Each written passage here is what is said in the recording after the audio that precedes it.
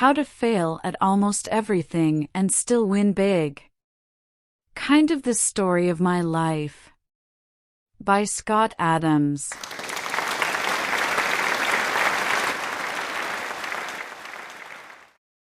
Chapter 2. The Day of the Talk. I'd given 100 similar talks. On some level, every speaking event was the same. Sign the contract. Book a flight. Show up. Make small talk with the organizers. Hit the stage. Make people laugh. Sign some autographs.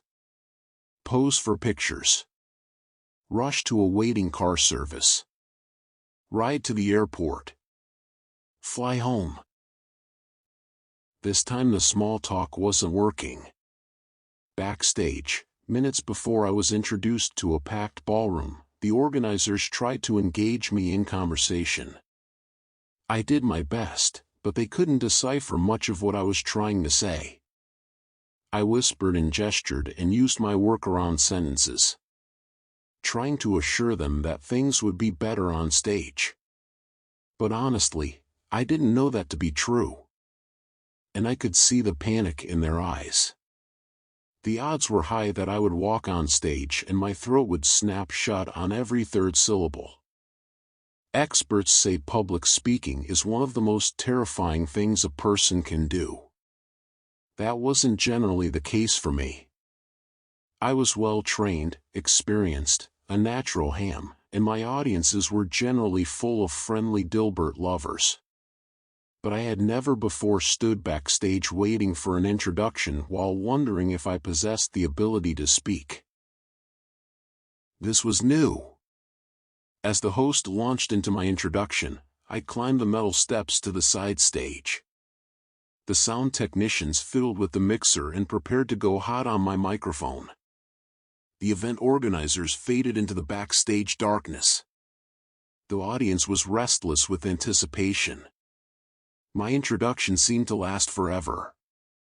I peeked out to see the audience, to get a feel for the room. These were my people, technical folks and office workers. I took a few deep breaths. The moderator used a joke I'd supplied for my introduction and the audience laughed. They were primed and ready. I fidgeted with my shirt to get it tucked in just right. I checked the microphone cord to make sure the excess was neatly hidden under my belt.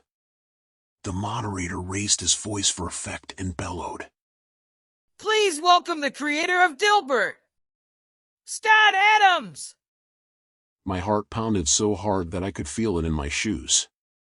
I walked into the blinding glare of the stage lights. The audience went wild. They loved Dilbert, and by extension they were happy to see me. I crossed the stage and shook hands with the host. We made eye contact and nodded. Everything moved in slow motion. I walked toward the ELMO, a digital video device that would display my comics on the big screens. I placed my materials on the table and took 2 steps to the side. I put my hands in front of me, fingertips together as speakers do, while I absorbed the applause and converted it to positive energy. The energy felt good. I was jacked into the audience, for better or worse. In an instant, and right on schedule, my heartbeat dropped to a normal state. Just as it had 100 times before in front of 100 other crowds.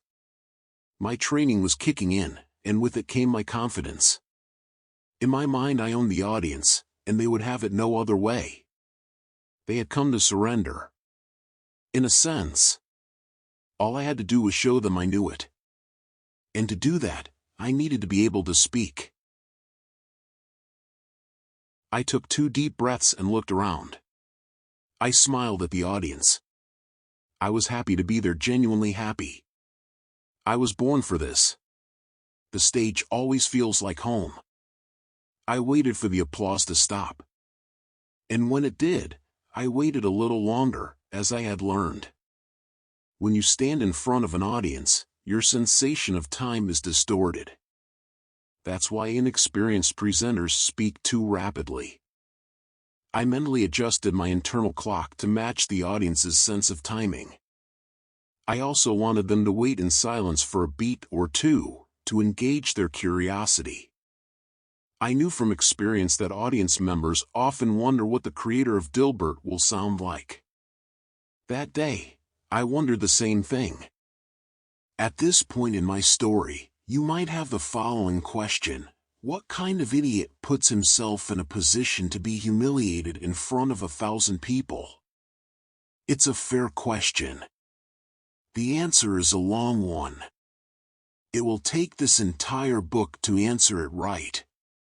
The short answer is that over the years, I have cultivated a unique relationship with failure. I invite it. I survive it. I appreciate it. And then I mug the shit out of it.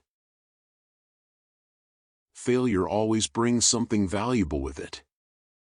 I don't let it leave until I extract that value. I have a long history of profiting from failure. My cartooning career, for example, is a direct result of failing to succeed in the corporate environment. I was looking for a pattern with my speech that day. I needed to know why I could speak normally in some situations and not in others. Why does context matter? Is it something about my adrenaline level, or the tone of my voice, or the region of my brain that I access for memorization? If I could find the pattern, I thought it might reveal a solution to my voice problem. Would my voice be better than normal or worse than normal in front of an audience? I was about to find out. I opened my mouth and began to speak. My voice wasn't good, but it worked in a raspy sort of way. Most people probably thought I had a cold. I spoke for 45 minutes, showing comics that had gotten me in trouble and telling amusing anecdotes. The audience ate it up. When I walked off the stage, I immediately lost my ability to speak. When the context changed from my memorized speech to normal conversation, my throat locked up. Damn, the problem was definitely in my brain. For the next 3 years I looked for patterns that would reveal a solution to my voice problems and free me from my ghost-like social existence. Over the course of this book, I'll tell you how that search went, because embedded in that story is pretty much everything I know about grabbing failure by the throat and squeezing it until it coughs up a hairball of success.